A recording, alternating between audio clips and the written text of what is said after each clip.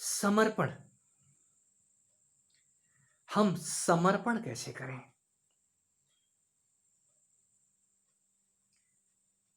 बिना समर्पण के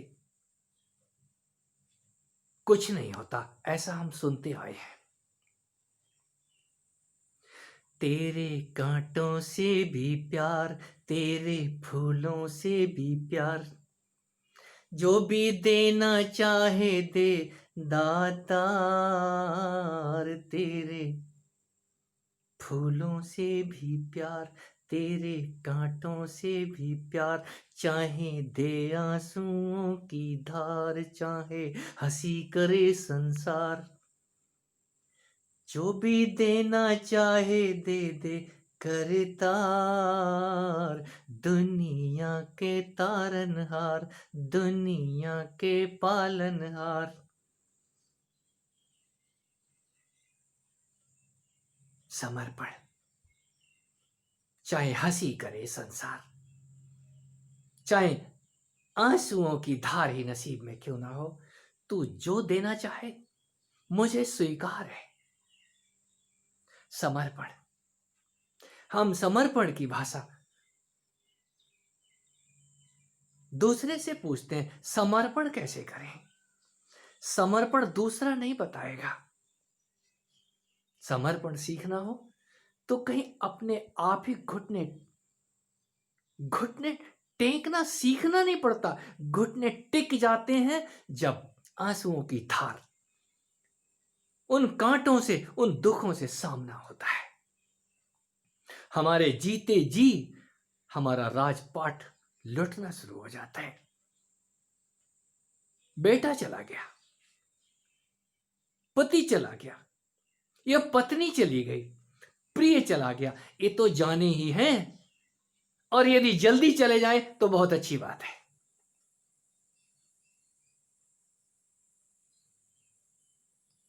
महाभारत में माद्री और राजा पांडु और ऋषि के श्राप की वजह से काल कवलित हो जाते हैं। कुंती अपनी आंखों से दोनों को मरते हुए देख रही है। कारण क्या है? कहीं राजा पांडु ने एक ऋषि के ऊपर तीर चला दिया था और ऋषि उस आनंद के क्षणों में अपनी पत्नी के साथ मस्त थे।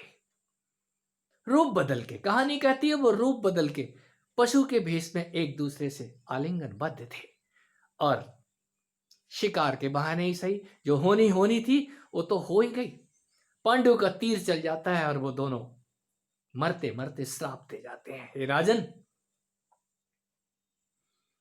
तुम भी जब अपनी प्रिय पत्नी से समागम करोगे और तुम्हारा समागम आखिरी होगा।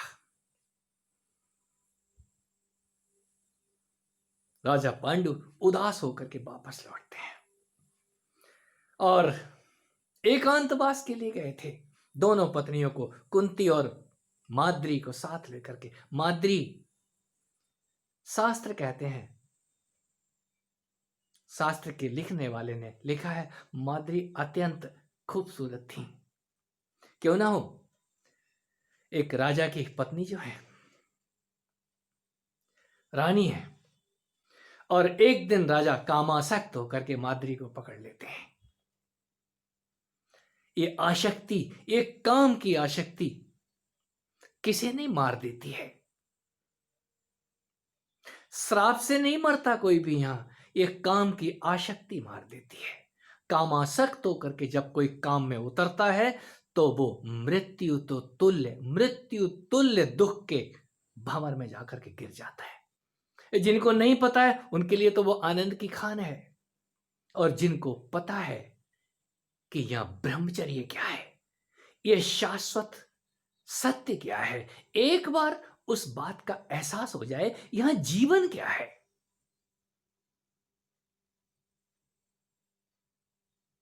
और यही समझने योग्य है। जो समझ जाते हैं वो भोग से योग की तरफ योग की तरफ गति करने लग जाते हैं। कहीं भोगों से ऊपर उठ के ही कोई योग की तरफ सोच अपने विचारों की दिशा को मोड़ता है। और जब एक बार आप उठना शुरू हो जाएं, दुनिया के तारनहार, वो तारनहार आपकी बाह थाम लेता है। चाहे गुरु रूप से, चाहे मित्र रूप से, कोई भी रिश्ता लेकर के खड़ा हो जाएगा। आपके आगे डिमांड्स करना शुरू कर देगा। ए दूध पिला दे, ए माखन खिला दे, मिश्री खिला दे। कौन है वो जो आपसे डिमांड कर रहा है? कौन है वो जो आपका हाथ, चल मैं तेरे साथ चलता हूं, मैं तेरे साथ चलती हूं, इतनी हिम्मत जुटा देना बहुत बड़ी बात है। ये समर्पण, भरोसा पहली बार आता है कि कोई तो मिला। इस शरीर के रहते जीते जी दूसरे का सानिध्य दूसरा आकर्षित करता है। क्यों? कोई संबंध है आपका। इस संबंध समझ तब आता है जब हम उन भोगों से ऊपर उठ करके कुछ और सोचने लग जाते हैं। आपको भोग तत्कालिक तत्कालिक सुख देते हैं, तुरंत सुख देते हैं। ऐसा सुख देते हैं कि ऐसे लगता है बस यही अमृत है। गीता की वाणी, भोग शुरू में तो अमृत के जैसे लगते हैं, लेकिन उनका परिणाम विष के तुल्य है। हे अर्जुन, और योग में ध्यान, पूजन, भजन, सिमरन, ये सारा का सारा शुरू में तो विष के तुल्य लगता है। कहां जंजाल में फंस गए, इससे तो कुछ नहीं होता है, लेकिन उसका परिणाम अमृत के तुल्य है। और भोग मृत्यु का द्वार है। भोगों में समन्वय की बात करते हैं। हमारी पूरी गीता उस समन्वय पे, उस योग पे खड़ी हुई है, जहां आपको सामंजस्य बिठाने की जरूरत है। आपको भागने की जरूरत नहीं है। आप भागते हैं तो अपने ही अंदर की तरफ भागिए, अपने ही तन और मन की तरफ भागिए। बाहर भागेंगे तो बाहर तो उलझ जाएंगे। तेरे कांटों से भी प्यार, तेरे फूलों से भी प्यार। कब? जब आप अपनी तरफ भागते हैं तो आप पहले तो अकेले हो जाएंगे। आपको अकेलेपन के कांटे काटेंगे। कांटे वो तो काटते ही हैं, अकेलापन काटने को दौड़ेगा। और यही अकेलापन एक दिन वरदान बनता है। वो अकेलापन किसी साथी को पैदा कर देता है जो सशरीर कहीं ना कहीं आपके लिए उपस्थित है। ये साथी, ये अनायास नहीं मिल जाते। बाहर का साथ भी अनायास नहीं मिल जाता, और जिसको साथ मिल जाता है यात्रा आसान हो जाती है।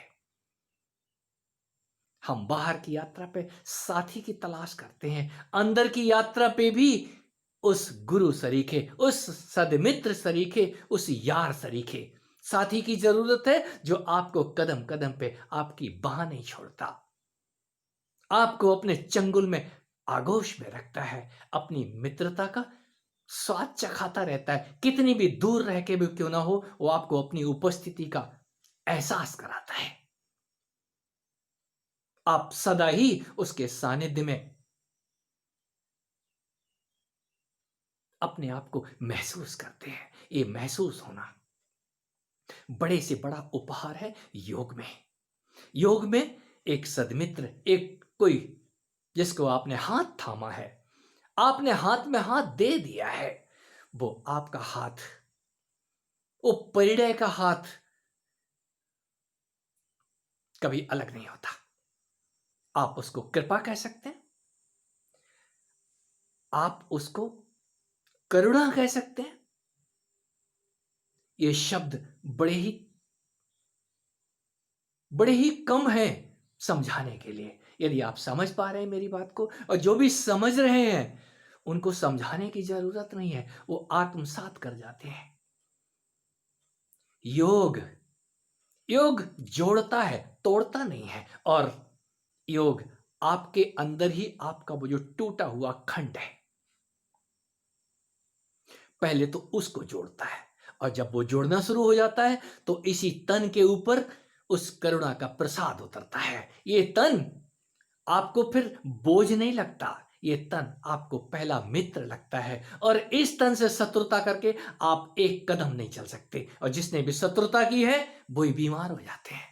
ये बीमारियां आती ही तब हैं आप अपने तन से लड़ने लग गए थे। यदि तन से नहीं लड़ रहे थे तो कहीं मन से लड़ रहे थे। ये मन और तन समझ ही तब आते हैं कोई मित्र तो मिल जाए। और जब मित्र मिल जाता है तो तेरे फूलों से भी प्यार, तेरे कांटों से भी प्यार, चाहे दे आंसुओं की धार। तू सब कुछ, पहाड़ों का, मुसीबत के पहाड़ों का अगर तू बोझा भी फेंक देगा तब भी हम तेरा धन्यवाद ही करेंगे। ये धन्यवाद उभरता है। और धन्यवाद उभरना ही चाहिए। क्यों?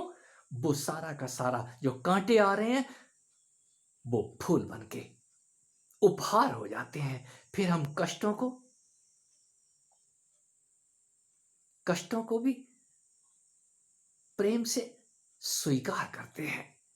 क्या कारण है द्रौपदी पूरे जीवन में भगवान कृष्ण का आभार प्रकट करती है? हे केशव, ये राजमहल से तो बेहतर वो जंगल थे जहां मैं आपको कभी भूल नहीं पाती थी। मुझे हर जन्म में आप अपना वैसा ही उपहार देना। कौन सा उपहार?